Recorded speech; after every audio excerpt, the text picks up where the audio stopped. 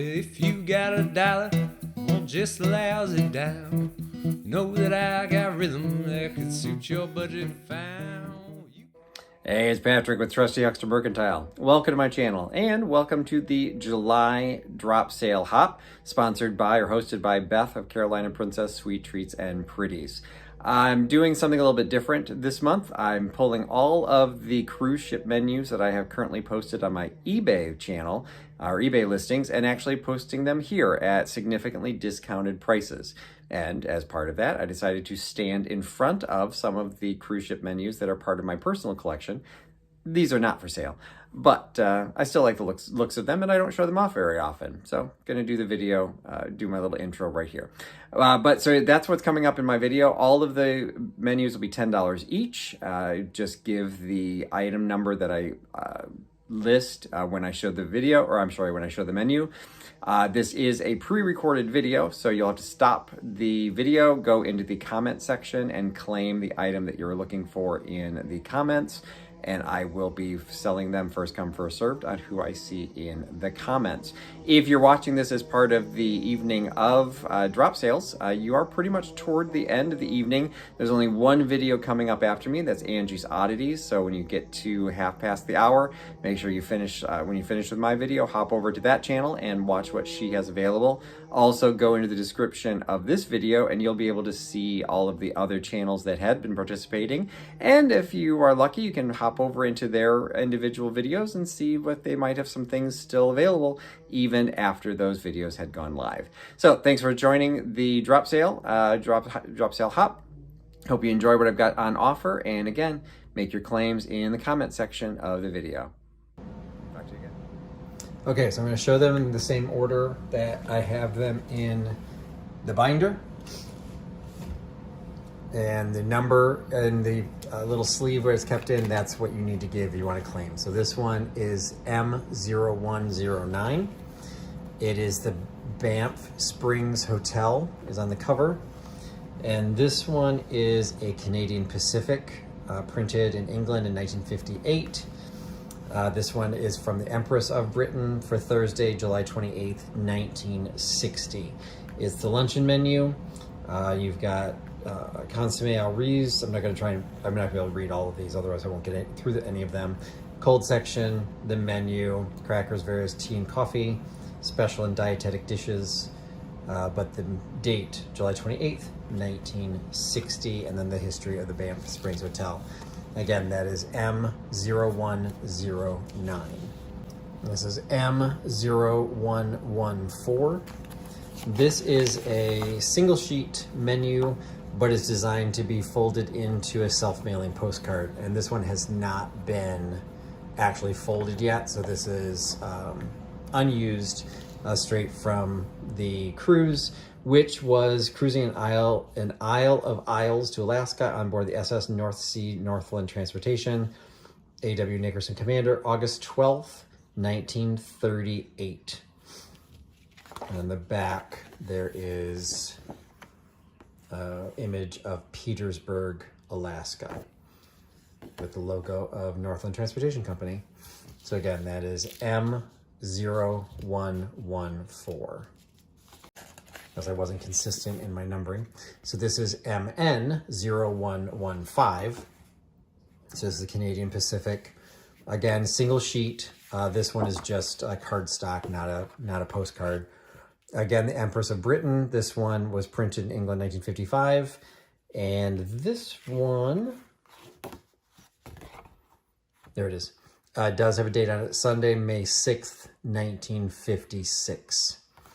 There's a little, looks like a check mark or something that somebody wrote on this one. It says, good morning is the breakfast menu, watermelon, 2 words, jams, tea, coffee, and cocoa, Canadian Pacific with the roses and the leaves, blank on the back. Again, that is MN0115. Next, we have MN0116. This has an image of the Roman aqueduct on the front, the Pont de Garde, Nimes, a little introduction of the Marquis de Montcalm. It is also a Canadian Pacific menu, shows printed in 1958. This one has printing on the inside, also from the Empress of Britain. This is July 27th, 1960. The Wednesday menu for dinner, selected dinner, hors d'oeuvres, savories. Again, that is MN0116. This is a slightly smaller menu. Number is MN0120. This is for the P&O cruise line menu with Columbus's Santa Maria on the front. On the back is a little write-up about Columbus's Santa Maria. Inside, this is for the P&O Stratheden,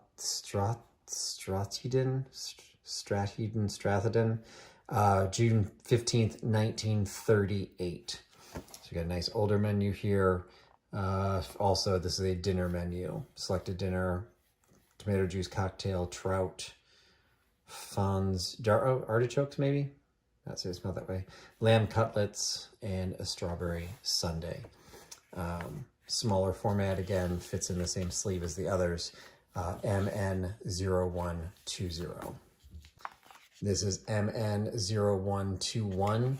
This is another P&O item from the Stratheden, so the same as the last one, but this is the sports and amusements. Normally I keep these separate. I didn't realize I listed this as my menu, but this was for the week of June 11th to June 24th, 1938. And program of events, mixed double quoits, tennis. They was headed to Athens is where this one was going. Information on the cinema, the band. So this was kind of an entertainment. And then you could, I guess, keep track of where your ship was sailing. So this one was never filled in, but some great graphics on this. It would look fantastic framed. This is, again, MN0121. All right, this is MN0122. This is also not a menu. That's I just kind of got carried away. So this is another P&O, but this is for the Ranchi, so a different ship than the other one. And this one's earlier. This one is dated June 16th, 1927. But this is the program of the Ranchi Stewards Cup. And so this is like a false horse race that they would have on ship. And evidently these were pretty popular because I found a lot of reference to these steward cups on a lot of sailings, particularly the earlier ones. And this was under the marine rules as sanctioned by Father Neptune. So yeah, they really got into it. Everyone had colors, names of the horses, and the different heats. So Steward Cup program, MN0122. This one is MN0123. This is a single sheet for Canadian Pacific. Great logo with the little beaver on it. This was for the final dinner, the dinner au revoir, so the last evening on ship. Dated the SS Beaver Lodge, dated Tuesday, June 5th, 1956. So this was the menu that was available. And then this one, they got autographs or signatures of all of the people that were on the ship. I'm not sure why it says XS at W. Holmes, his mark. Somebody couldn't sign their name. Too drunk, who knows? The purser's name, second steward's name. Not sure you can read most of those, but kind of cool. That was a personalized. We got 1956. This is from MN0123. Okay, this is MN0124. This is a different sports and amusements program, but also for the P&O cruising of the yacht Ranchi for 1927. This one does not have the horse races, but just talks about the different sporting events that were available, mixed bridge tournaments, Stewards Cup, and then the itinerary of the ship. So this was going to Monaco, Gibraltar, Lisbon, Portugal, and then going back to London. So this was, again, MN0124. All right, I've got several of these coming up, all from the same cruise line. This is MN0197. These all have some great art on them. It's nice, they're landscape. So if you frame them, you got your landscape portrait instead. From the Compagnie Générale Transatlantique French line. And they all have different views. So this is the Passage of the Maison Royale de Saint-Cyr. And you open up the dinner menu in French, dated June 23rd, 1973. Blank on the back, other than some basic information for printing. So the French line menu MN0197. This is MN0198. So again, similar style, same French line, Compagnie Générale Transatlantique French line, Isle Royale, so image of a fountain. This same format inside, dinner menu, June 18th, 1973. Again, MN0198. This is MN0199, same French line, different image. This is the view of the Canal de Château de Rambouillet off the balcony, I guess. I don't speak French. Also dinner menu, also from the June 1973 trip. This is June 19th. And, you know, menu of the chef, hors d'oeuvres, a buffet. Everything's French, so I don't know what some of these are. Potage minestrone. Entrée suprême de Fleur Saint-Germain. I don't know what that is. A salad. Okay. So anyway, that was MN0199. This one is MN0202, another French line menu. This is the Neptune Gardens of Versailles. Great, fountain view, and then 18th century dress and court Versailles. Same June 1973. This was from the 20th of June. And again, a dinner menu. And that is MN0202. This is MN0203. Same French line. Another great image. Château Neuf de Saint-Germain-en-Laye, the village de Pic. Also June 1973, June 21st. Also the dinner menu. Again, that is MN0203. And this is MN0204. I think this is the last one in this series. Same French line. View of the Chateau Saint-Germain-en-Laye. Great architectural image, plus again the 18th century court dress. Also dinner menu, also from the June 1973 sailing, June 22nd. Also a dinner menu. Again, that's MN0204. So this one's MN0221, a slightly smaller menu, so it fits in the sleeve for the Canadian Pacific. This one is a little bit different because this one I think was, this one was used in the terminal. So this was not actually specifically for a ship, so it does not have a daily date on it.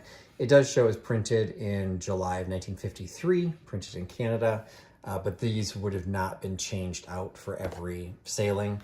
So this was just used in the terminal, and this has the breakfast special stapled to it, so just be aware the staple comes through to the front. But breakfast specials, hot cakes and buckwheat cakes with coffee were 50 cents in 1953. Please pay cashier on the way out. You've had soda fountain service, milkshakes for 25 cents. Look at that. Malted milk with egg was 35 cents. And a nice image on the back with a breakdown of all the routes operated by the British Columbia Coast steamships under Canadian Pacific. Again, that is MN0221. This is MN0225.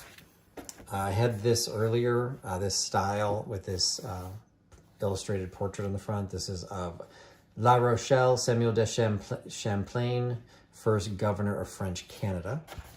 So this is from the Empress of Britain dinner menu, July 1960, July 26th. And this is a Canadian Pacific Cruise Line menu, again, for the Empress of Britain. This is MN0225. So this is MN0227. This, I had a similar kind of style with something different on the front. Another Canadian Pacific menu. This one is for Mount Eisenhower. It does have a reverse printing. I think it was up against another menu maybe in a collection, or maybe even where I bought it. It says luncheon something in reverse. So unfortunately, I'm not sure. I haven't tried to get that off. So that is unfortunate, but it still would look cool framed. And this is, again, an Empress of Britain menu from July 23rd, 1960. This was the luncheon menu. Again, MN0227. So this is MN0232. This one is also for the Canadian Pacific, but this is a hotel menu. Yeah, this is the hotel menu from the Banff Springs Hotel. And this one does have a date on it. That's Thursday, August 16th, 1951. So a lot of my hotel menus don't actually have dates on them. So this one they did actually change out, maybe because it was related to the other, to Canadian Pacific, you know, with what they did for the railways and the ships. But some cool artwork of some architectural design of the inside of the hotel, and then a dinner menu with the prices. Because it's a restaurant at a hotel, it has prices because you would pay, you know, just as you would at any other restaurant. Hors d'oeuvres, radishes were 30 cents. Fish, grilled salmon steak was $1.35.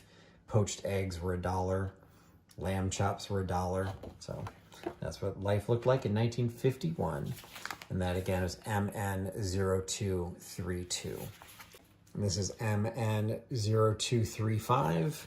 Another Banff Springs Hotel menu. So again, for the Canadian Pacific hotels, listed instead of the cruise lines.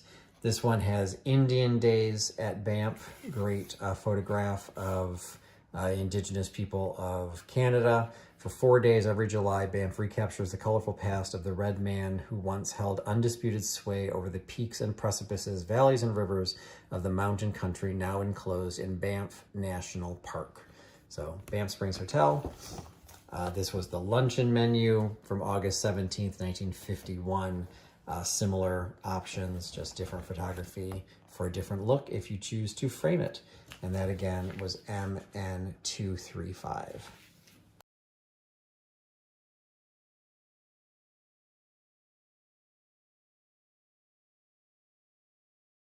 So I'll try to highlight condition as I show them. Starting out, these are some of the oldest. I've got several of these New York Times midweek pictorial issues. You can see the cover of this has actually come apart, but you can also see it is February 21st, 1918. So we've got true antique going on here. So this is New York Times, February 21st, 1918, midweek pictorial, where the Americans are fighting in France. And these are just fantastic first primary sources of just writing that was being done about World War I. This was toward the end of the war, but they're filled, as the name suggests, as a midweek pictorial, filled with amazing photographs and amazing coverage. I've had several of these. I've been selling them. Some of them do have condition issues, so I'm just selling them here. This pack horses carrying shells on a road made by the British during the fighting in Flanders. You know, not particularly creative in the naming, but with the British fighting forces in, this says Fland, but I think it's supposed to be Flanders. I mean, just check that out. I mean, this is a war image, but just some beautiful photography, some beautiful imagery. Some of them, we'll see if this one has one. All right, so this one, the centerfold, sometimes the centerfold is actually a 2-page spread. This one, this picture covers both, you know, where the fold is, but it's not quite as impressive. But again, this is all covering America's army in France, already holding a sector, fast becoming a huge and efficient war machine to fight Germany. So again, this is toward the end of the war, so you know the narrative's going to change a little bit. Again, the cover of this one had fallen off, so the back cover is also loose. But that is the first one, and if you would like this, just give me the date. It is February 21st, 1918, midweek pictorial. Then we have another midweek pictorial. This is June 28th, 1917. Again, we're in the heart of World War I. American soldiers in Europe. Again, the cover of this one has separated. We've got this great map, picture map of the Western Front. when you hear all's well or all's quiet on the Western Front, that's the Western Front they're talking about. They're not talking about Arizona. America's latest dirigible on a trial trip, using blimps in wartime. I just check out this factory, an article of which the supply never exceeds the demand. One of the many shell rooms in the great steel plants of America producing shells for the guns in Europe. Fantastic shot of that. Again, just some great imagery. You can see some of them have a sepia tone, some of them are in black and white. Not sure, their theory on that. So they kind of alternate. Again, this has the centerfold. This photo covers both. Now this one appears to have been hole punched at some point. I hadn't noticed that. I don't know, this went into a binder, so there are holes. Most of them, that's actually, I think, the first time I've seen that. So this is uncommon. So that is affecting the image on the centerfold. But for these bigger images, it's off to this in the margin, so it doesn't have as big of a impact. So ancient seaport, now one of Italy's principal naval bases. I just check out the stone walls of these. The martyred city of Arras, A-R-R-A-S, I'm not familiar with. Just look at those buildings. The beautiful architecture destroyed in the war. Soissons Cathedral damaged by German shells. So again, first primary sources. These are everything taking place. If you want to know anything about World War I, don't go to the internet. Find things like this and you will find everything you need to know. June 28th, 1917, midweek pictorial. Those are kind of doing these backwards. This is the July 20th, 1916 issue, the midweek pictorial. So we're getting earlier in the war now. Bombardment of German trenches by British artillery prior to the Franco-British advance in Picardy. Recent photographs record the ruin of Verdun. First commercial U-boat reaches an American port. Okay, that's troubling. That was 1916. You see the cover of this one's come off. The edges are kind of brittle. So again, just keep in mind condition-wise. On the front of the Franco-British offensive, the thunder of guns never ceases. French soldiers hiding in shell holes watch the explosions of the big shells in Allied bombardment. So articles to go along with some of the stories, or some of the pictures. Western Front, where bombardment has preceded each attack. Canada sends her legions to strengthen the British ranks. Beautiful German wrath breaks on the Alsace and Alsace regained village of Metzeral.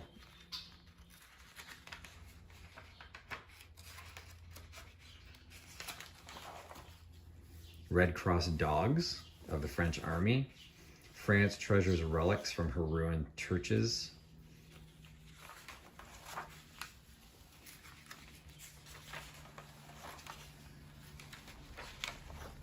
And the back is actually a photograph, Tales from Flanders. Not sure if that's actually the last page or not. It was the last page that I've got in this batch. Again, July 20th, 1916. Again, note condition issues. I have more than midweek pictorials. This was what was at the top of the stack. So this is the December 14th, 1916. Again, the cover has separated. Oh, this one's another one that has hole punches. So I think it was in a binder or something at some point. Some personalities in photogravure. All right, so this one, early days, December 14th, 1916. They're still covering in the Hawaiian Wonderland. So this is not all about the war yet.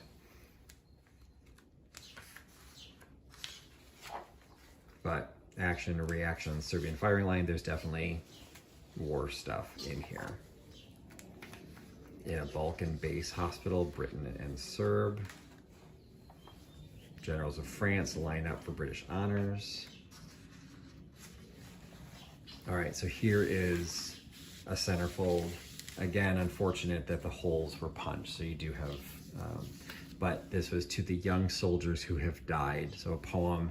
So this would have been something you could have taken out, this beautiful imagery on the back, hung it on your wall in your home, in your office, place of work, to support or think about the war effort.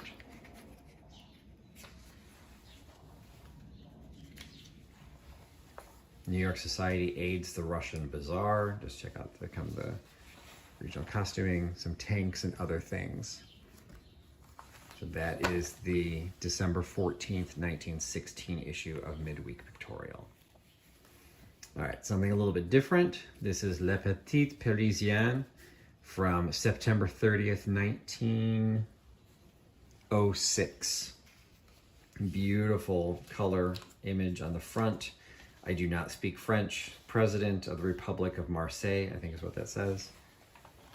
So imagery on the front, some great articles inside in French. So if you happen to speak French, fantastic. And you also even get some advertisements in the back, but it's all about the art. So then you also have this, Le Métier de Général Mine dans la Prison. Okay, so prison of Schlüsselburg. Yeah, I don't know. So this is all about the two images. This would look fantastic framed. And again, you've got something from 1906. Fantastic. Le Petit Parisien, September 30th, 1906. All right, going backwards, going to dip into some Harper's Weekly. I've got several Harper's Weeklies coming up into the 19th century. So we've got Harper's Weekly, July 24th, 1880. Notice some condition. This one looks like it had a tear. They put some tape on it at some point, and for some reason, tape along the outer edge. Not sure. The other ones don't seem to have that, so I'm not sure why that has that. Miss Columbia. So Harper's Weekly is going to have a lot of articles in there, but interspersed with some amazing imagery. The Passion Play at Oberammergau. That still goes on. It happens every 10 years. Humors of the day, so you get some articles. Holiday excursions. No city in the world is more favorably situated than New York for holiday excursions by land and water. Coney Island, Rockaway, Long Branch. Check these out. At the High Bridge, Harlem River, Moonlight on the Water. You know, so again, just inexpensive. Buy the newspaper, read the Harper's Weekly, and then you cut those out and hang them in your home. Night on the Sound. Foul whisperings are abroad. That's a quote from Shakespeare, but I'm not sure what Tammany Hall. And then you even get into some ads, Royal Baking Powder.